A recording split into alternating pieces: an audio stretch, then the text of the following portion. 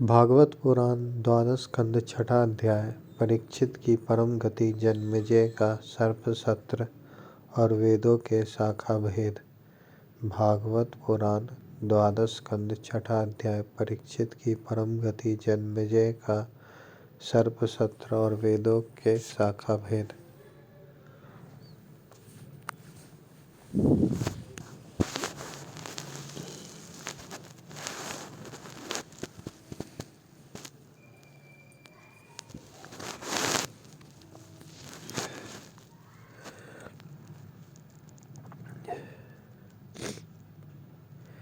सूत जी कहते हैं, शौनकादि ऋषियों, व्यास नंदन श्री सुखदेव मुनि समस्त चराचर जगत को अपनी आत्मा के रूप में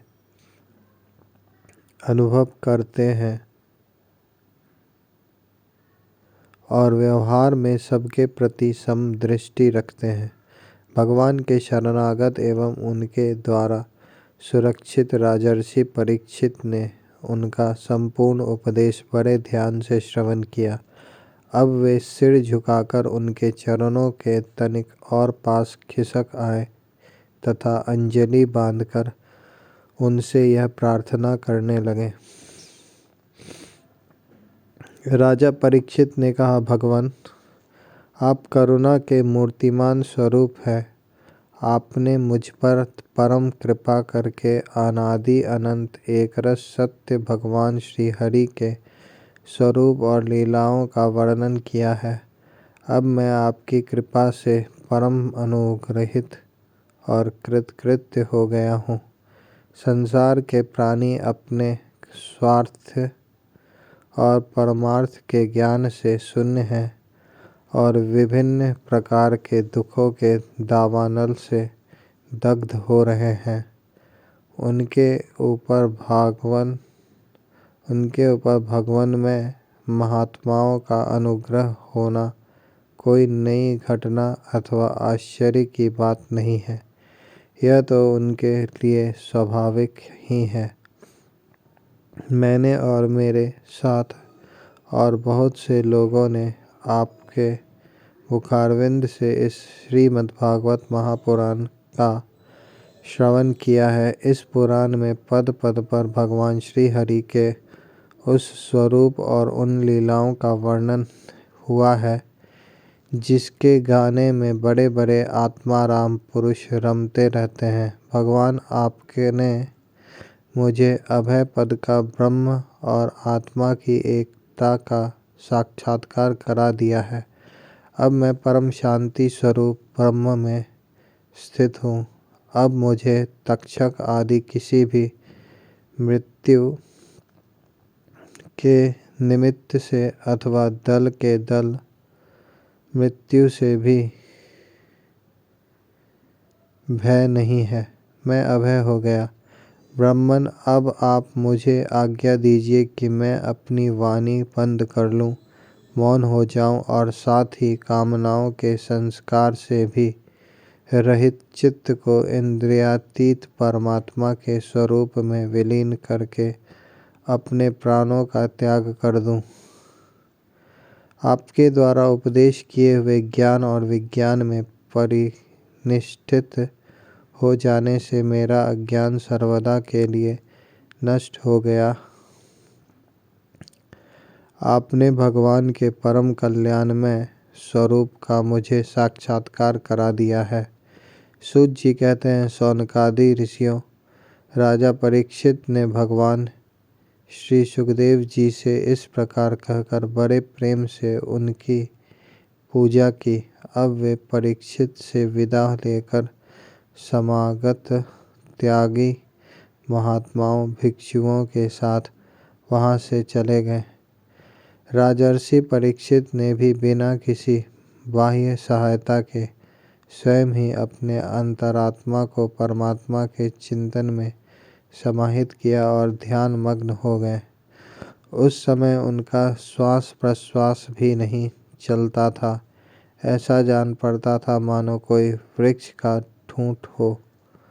उन्होंने गंगा जी के तट पर कुशों को इस प्रकार बिछा रखा था जिसमें उनका अग्रभाग पूर्व की ओर हो और उस पर स्वयं उत्तर मुँह होकर बैठे हुए थे।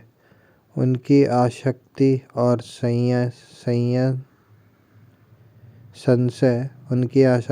संशय तो पहले ही मिट चुके थे। अब वे ब्रह्मा और आत्मा की एकता रूप महायोगों में स्थित होकर ब्रह्म स्वरूप हो गए।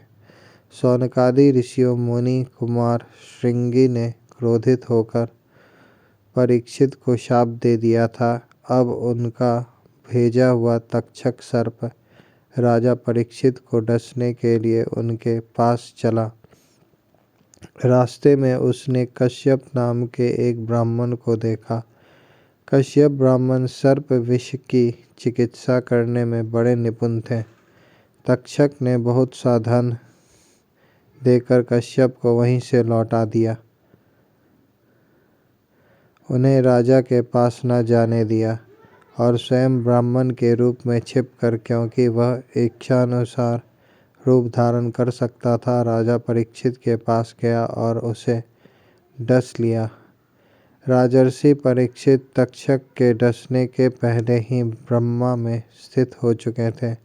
अब तक्षक के विषय की आग से उनका शरीर सबके सामने ही जलकर अब तक्षक के विष की आग से उनका शरीर सबके सामने ही जलकर भस्म हो गया। पृथ्वी, आकाश और सब दिशाओं में बड़े जोर से हाय हाय की ध्वनि होने लगी। देवता, असुर, मनुष्य आदि सब के सब परीक्षित की यह परम गति देखकर विस्मित हो गए। देवताओं की दुंदुभियाँ अपने आप बज उठी। गंधर्व और अप्सराएं गान करने लगीं।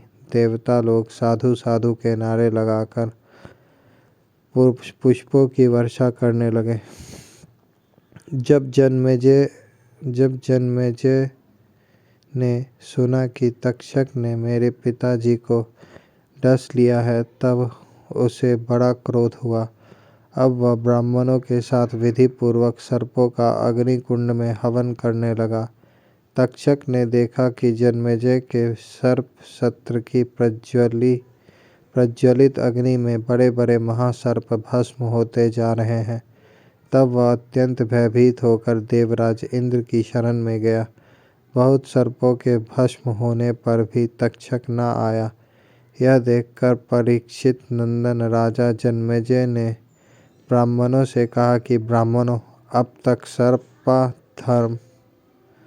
सर्पाधम तक्षक क्यों नहीं भस्म हो रहा है। ब्राह्मणों ने कहा, राजेंद्र, तक्षक इस समय इंद्र की शरण में चला गया है और वे उसकी रक्षा कर रहे हैं। उन्होंने ही तक्षक को स्तंभित कर दिया है। इसी से वह अग्नि कुंड में गिरकर भस्म नहीं हो रहा है।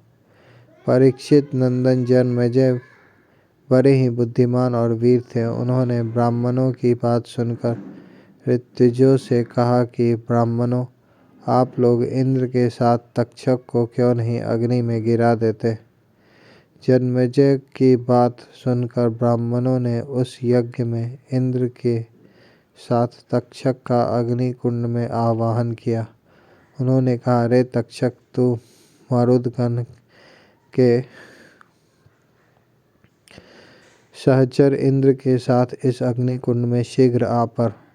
जब ब्राह्मणों ने इस प्रकार आकर्षण मंत्र का पाठ किया, तब तो इंद्र अपने स्थान स्वर्गलोक से विचलित हो गए।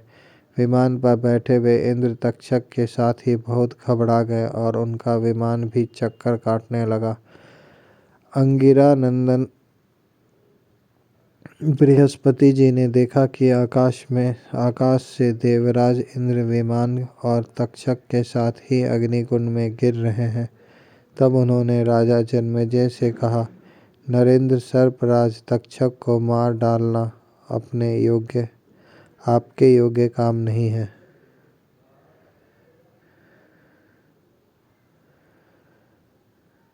यह अमृत पी चुका है, इसलिए यह अजर और अमर है। राजन, जगत के प्राणी अपने अपने कर्म के अनुसार ही जीवन, मरण और मरणोत्तर गति प्राप्त करते हैं। कर्म के अतिरिक्त और कोई भी किसी को सुख दुख नहीं दे सकता। जन्मेजय, यो तो बहुत से लोगों को की मृत्यु सांप, चोर, आग, बिजली आदि से तथा भूख प्यास रोग आदि निमित्तों से होती है, परंतु यह तो कहने की बात है। वास्तव में तो सभी प्राणी अपने प्रारब्ध कर्म का ही उपभोग करते हैं। राजन, तुमने बहुत से निरपराध सर्पों को जला दिया है। इस अभिचार यज्ञ का फल केवल प्राणियों की हिंसा ही है, इसलिए इसे बंद कर देना चाहिए, क्योंकि जगत के सभी प्राणी अपने अपने प्रारब्ध कर्म का ही भोग कर रहे हैं। सूत जी कहते हैं, शौनकादि ऋषियों महर्षि बृहस्पति जी की बात का सम्मान करके जन्मेजय ने कहा कि आपकी आज्ञा शिरोधार्य है। उन्होंने सर्प सत्र बंद कर दिया और देवगुरु बृहस्पति जी की विधि पूर्वक पूजा की। ऋषिगण जिनसे विद्वान ब्राह्मणों को भी क्रोध आया, जिससे विद्वान ब्राह्मणों को भी क्रोध आया, राजा को शाप हुआ, मृत्यु हुई। फिर जन्मेजय को क्रोध आया, सर्प मारे गए। यह वही भगवान विष्णु की महामाया है। यह अनिर्वचनीय है। इसी से भगवान के स्वरूप भूत जीव क्रोधादि गुण वृत्तियों के द्वारा शरीरों में मोहित हो जाते हैं, एक दूसरे को दुख देते हैं और भोगते हैं और अपने प्रयत्न से इसको निवृत्त नहीं कर सकते। विष्णु भगवान के स्वरूप का निश्चय करके उनका भजन करने से ही माया से निवृत्ति होती है। इसलिए उनके स्वरूप का निरूपण सुनो। यह दंभी है, कपटी है, इत्याकारक बुद्धि में बार बार जो दंभ कपट का स्फुरन होता है वही माया है। जब आत्मवादी पुरुष आत्माचार्य करने लगते हैं तब वह परमात्मा के स्वरूप में निर्भय रूप से प्रकाशित नहीं होते, किंतु भयभीत होकर अपने मोह आदि कार्य न करती हुई ही किसी प्रकार रहती है। इस रूप में उसका प्रतिपादन किया गया है। माया के आश्रित नाना प्रकार के विवाद मतवाद भी परमात्मा के स्वरूप में नहीं है, क्योंकि वे विशेष विषयक है और परमात्मा निर्विशेष है। केवल वाद विवाद की तो बात ही क्या, लोक परलोक के विषयों के संबंध में संकल्प विकल्प करने वाला मन भी शांत हो जाता है। कर्म उसके संपादन की सामग्री और उनके द्वारा साध्य कर्म, इन तीनों से अन्वित अहंकारात्मक जीव, यह सब जिसमें नहीं है वह आत्मा स्वरूप परमात्मा न तो कभी किसी के द्वारा बाधित होता है और न तो किसी का विरोधी ही है। जो पुरुष उस परम पद के स्वरूप का विचार करता है वह मन की मायामयी लहरों अहंकार आदि का बाध करके स्वयं अपने आत्म स्वरूप में विहार करने लगता है। जो मुमुक्षु एवं विचारशील पुरुष परम पद के अतिरिक्त वस्तु का परित्याग करते हुए नीति के द्वारा उसका निषेध करके एवं वस्तु प्राप्त करते हैं जिसका कभी निषेध नहीं हो सकता और न तो कभी त्याग ही, वही विष्णु भगवान का परम पद है। यह बात सभी महात्मा और श्रुतियाँ एवं मत से स्वीकार करती है। अपने चित्त को एकाग्र करने वाले पुरुष अंतःकरण की अशुद्धियों को, अनात्म भावों को सदा सर्वदा के लिए मिटाकर अनन्य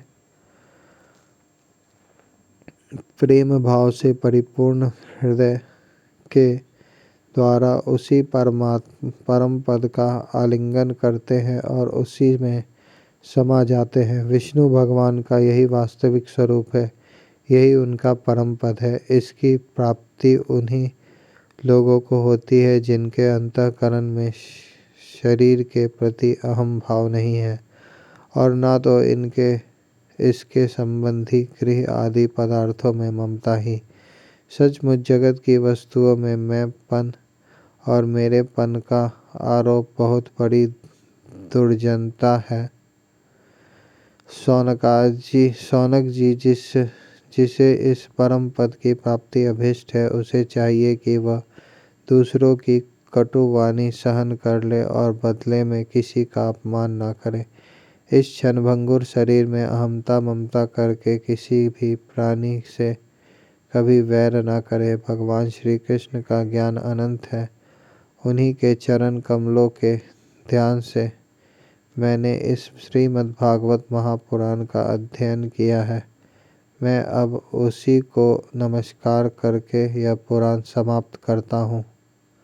मैं अब उन्हीं को नमस्कार करके यह पुराण समाप्त करता हूँ। शौनक जी ने पूछा, साधु शिरोमणि सूत जी, वेद व्यास जी के शिष्य पैल आदि महर्षि बड़े महात्मा और वेदों के आचार्य थे। उन लोगों ने कितने प्रकार से वेदों का विभाजन किया, यह बात आप कृपा करके हमें सुनाइए।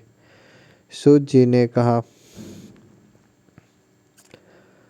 ब्राह्मण जिस समय परमेष्ठी ब्रह्मा जी पूर्व सृष्टि का ज्ञान संपादन करने के लिए एकाग्रचित्त हुए, उस समय उनके हृदयाकाश से कंठ, तालु आदि स्थानों के संघर्ष से रहित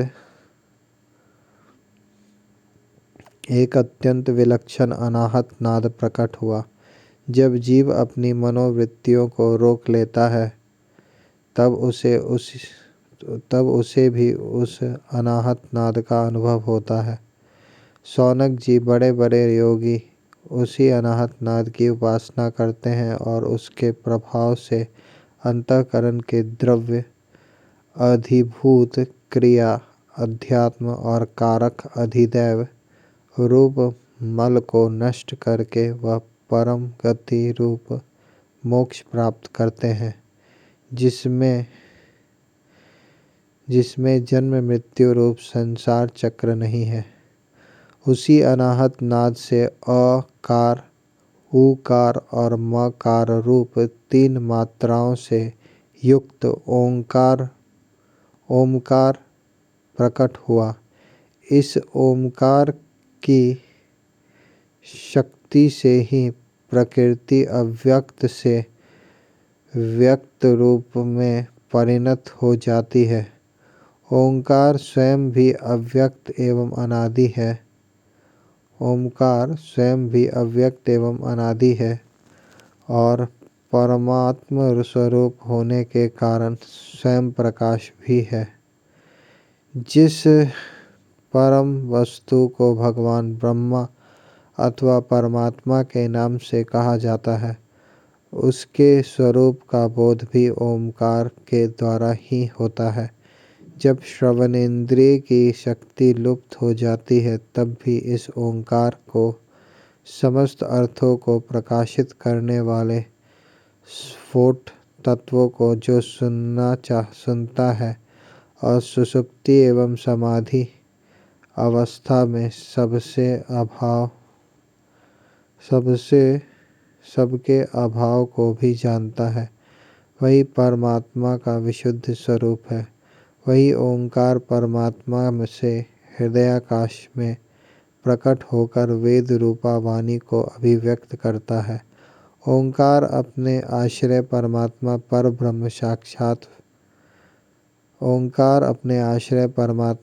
ब्रह्म का साक्षात वाचक है और ओंकार का ही संपूर्ण मंत्र, उपनिषद और वेदों का सनातन बीज है।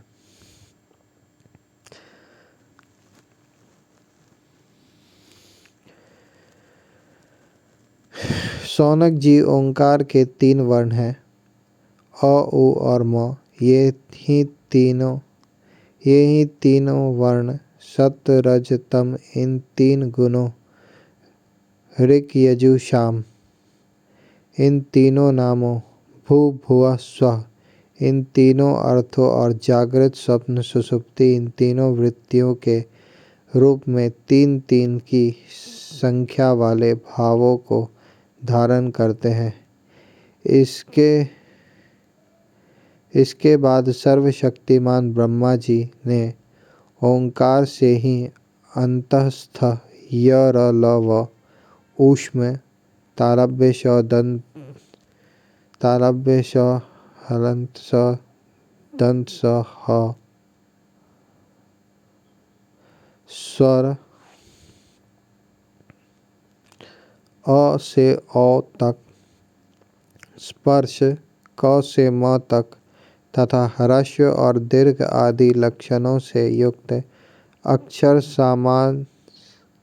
समाभ्राम्य अर्थात वर्णमाला की रचना की।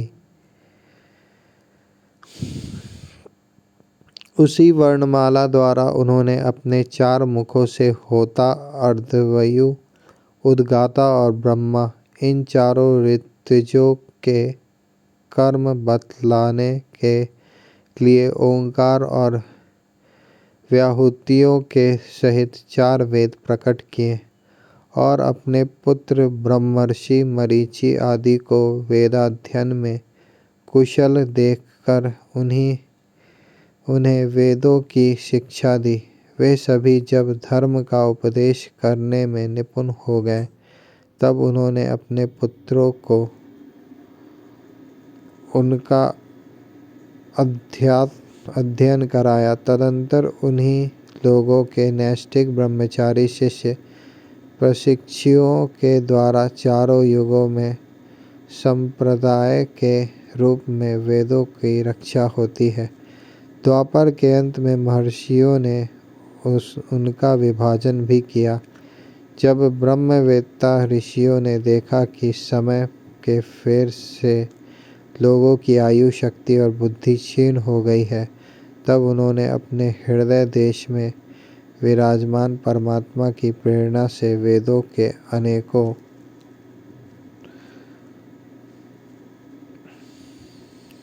विभाग कर दिए।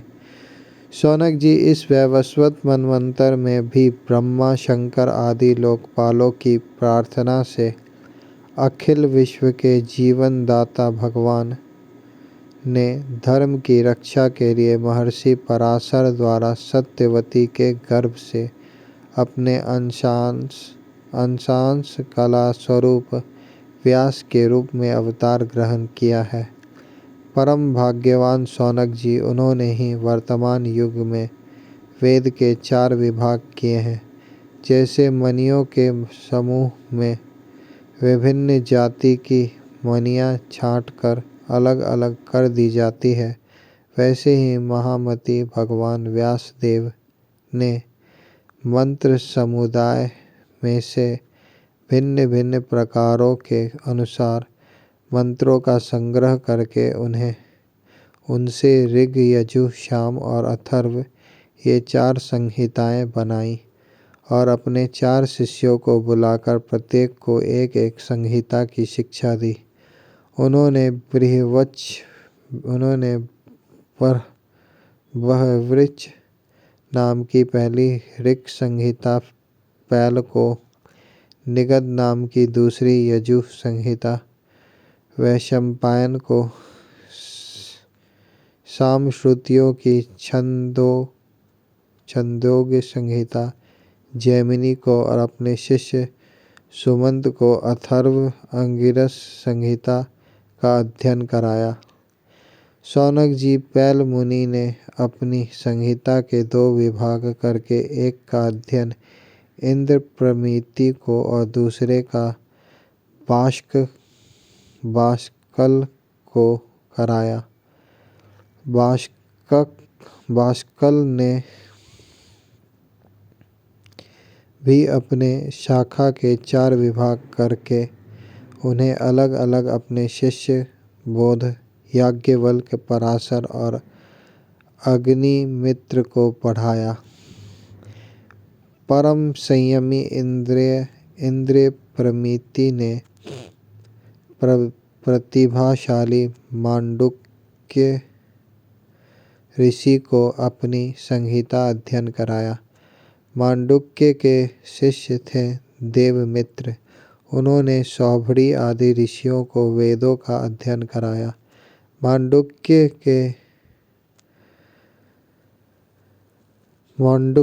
के पुत्र का नाम था शाकल्य। उन्होंने अपनी संहिता के 5 विभाग करके उन्हें वात्सल्य, मुद्गल, शाल्य, गोखल्य और शिशिर नामक शिष्यों को पढ़ाया। शाकल्य के एक और शिष्य थे जातुकर्ण मुनि। उन्होंने अपनी संहिता 3 विभाग करके तत्व संबंधी निरूक्तक के साथ अपने शिष्य बलात, पैज, बैताल और विरज को पढ़ाया।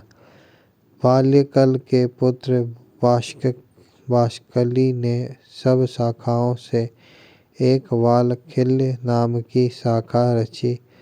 उसे बालायनी, भज एवं कासर ने ग्रहण किया। इन ब्रह्मर्षियों ने पूर्वोक्त संप्रदाय के अनुसार ऋग्वेद संबंधी बहुवृक्ष शाखाओं को धारण किया। जो मनुष्य यह वेदों के विभाजन का इतिहास श्रवण करता है वह सब पापों से छूट जाता है। शौनक जी वैशंपायन के कुछ शिष्यों का नाम था चरकाध्वयुर।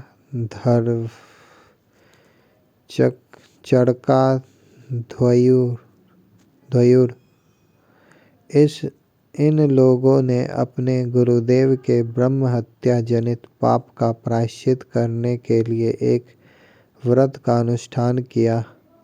इसलिए इनका नाम चरकाध्वर्यु पड़ा। वैशंपायन ने एक शिष्य याज्ञवल्क्य मुनि भी थे। उन्होंने अपने गुरुदेव से कहा, अहो भगवान, ये चरकाध्वर्यु ब्राह्मण तो बहुत ही थोड़ी शक्ति रखते हैं। इनके व्रत पालन से लाभ ही कितना है। मैं आपके प्रायश्चित के लिए बहुत ही कठिन तपस्या करूँगा। याज्ञवल्क्य मुनि की यह बात सुनकर वैशंपायन मुनि को क्रोध आ गया। उन्होंने कहा, बस बस चुप रहो। तुम्हारे जैसे ब्राह्मणों का अपमान करने वाले शिष्यों की मुझे कोई आवश्यकता नहीं है। देखो, अब तक तुमने मुझसे जो कुछ अध्ययन किया है उसका शीघ्र से शीघ्र त्याग कर दो और यहाँ से चले जाओ। याज्ञवल्क्य जी देवरात के पुत्र थे। उन्होंने गुरु जी की आज्ञा पाते ही उनके पढ़ाए हुए यजुर्वेद का वमन कर दिया और वे वहाँ से चले गए। जब मुनियों ने देखा कि याज्ञवल्क्य ने तो यजुर्वेद का वमन कर दिया, तब उनके चित्त में इस बात के बड़ा लालच हुआ कि हम लोग किसी प्रकार इसको ग्रहण कर लें, परंतु ब्राह्मण होकर उगले हुए मंत्रों को ग्रहण करना अनुचित है। ऐसा सोचकर वे तीतर बने गए और उस संहिता को चूग लिया।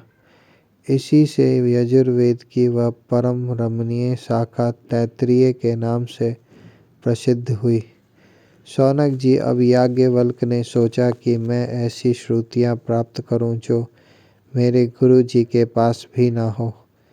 इसके लिए वे सूर्य भगवान का उपस्थान करने लगे। याज्ञवल्क्य जी इस प्रकार उपस्थान करते हैं, मैं ओंकार स्वरूप भगवान सूर्य को नमस्कार करता हूँ।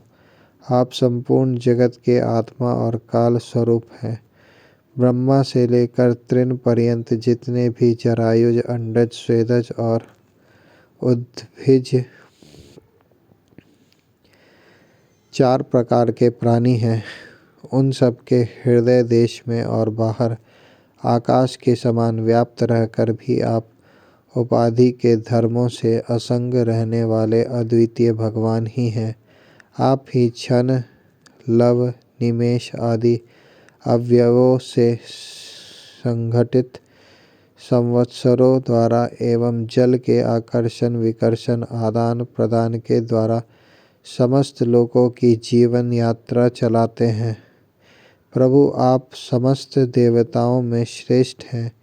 जो लोग प्रतिदिन तीनों समय वेद विधि से आपकी उपासना करते हैं, उनके सारे पाप और दुखों के बीजों को आप भस्म कर देते हैं।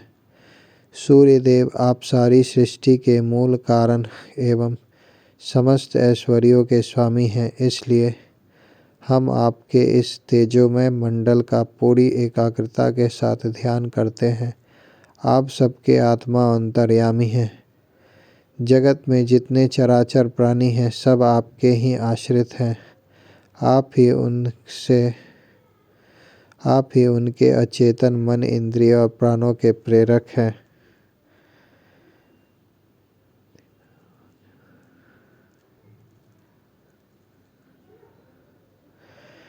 इन तीनों वाक्यों द्वारा क्रमशः गायत्री मंत्र के तत्सवितुर्वरेण्यं भर्गो देवस्य धीमहि धियो यो नः प्रचोदयात् 3 चरणों की व्याख्या करते हुए भगवान सूर्य की स्तुति की गई है। यह लोग प्रतिदिन अंधकार रूप अजगर के विकराल मुंह में पड़कर अचेत और मुर्दा सा हो जाता है। आप परम का करुणा स्वरूप हैं, इसलिए कृपा करके अपनी दृष्टि से ही इसे सचेत कर देते हैं और परम कल्याण के साधन समय समय के धर्मानुष्ठानों में लगाकर आत्माभिमुख करते हैं। जैसे राजा दुष्टों को भयभीत करता हुआ अपने राज्य में विचरण करता है, वैसे ही आप चोर जार आदि दुष्टों को भयभीत करते हुए विचरते रहते हैं। चारों ओर सभी दिक्पाल स्थान स्थान पर अपनी कमल की कली के समान अंजलियों से आपको उपहार समर्पित करते हैं। भगवान, आपके दोनों चरण कमल तीनों लोकों के गुरु सदृश महानुभावों से भी वंदित हैं। मैंने आपके युगल चरण कमलों की इसलिए शरण ली है कि मैंने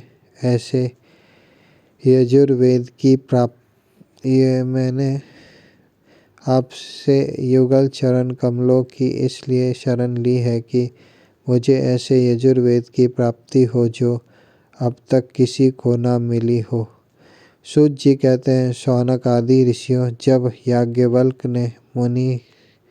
जब याज्ञवल्क मुनि ने भगवान सूर्य की इस प्रकार स्तुति की, तब वे प्रसन्न होकर उनके सामने अश्वरूप से प्रकट हुए और उन्हें यजुर्वेद के उन मंत्रों का उपदेश किया जो अब तक किसी को प्राप्त न हुए थे। इसके बाद सूत जी कहते हैं, शौनकादि ऋषियों, जब याज्ञवल्क मुनि ने भगवान सूर्य की इस प्रकार स्तुति की, तब वे प्रसन्न होकर उनके सामने अश्वरूप से प्रकट हुए और उन्हें यजुर्वेद के उन मंत्रों का उपदेश किया जो अब तक किसी को प्राप्त न हुए थे। इसके बाद याज्ञवल्क मुनि ने यजुर्वेद के असंख्य मंत्रों से उनकी 15 शाखाओं की रचना की। वही वाजसनेय शाखा के नाम से प्रसिद्ध है। उन्हें कण्व, मध्यन्दिन आदि ऋषियों ने ग्रहण किया।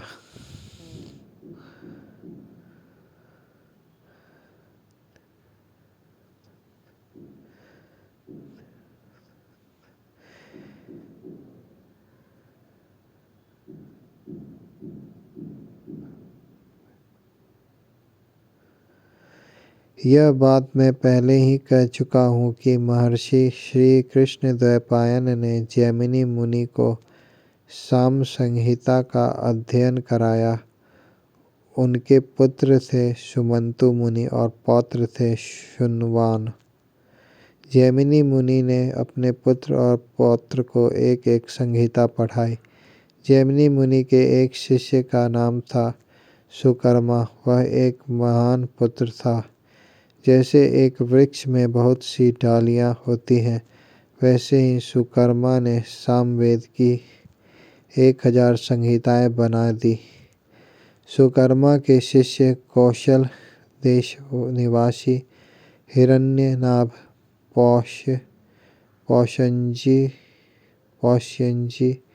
और ब्रह्म वेत्ताओं में श्रेष्ठ आवंत्य ने उन शाखाओं को ग्रहण किया। पौष्यंजी और आवंत्य के 500 शिष्य थे।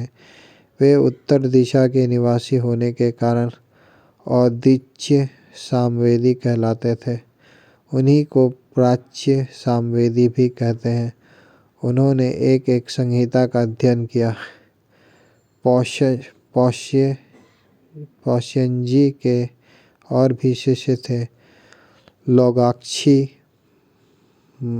मांगली, कुल्य, कुशीद और कुक्षी। इनमें से प्रत्येक ने 100 संहिताओं का अध्ययन किया। हिरण्याभ का शिष्य था कृत। उसने अपने शिष्यों को 24 संहिताएँ पढ़ाई। शेष संहिताएँ परम संयमी आवंत्य ने अपने शिष्यों को दी। इस प्रकार सामवेद का विस्तार हुआ।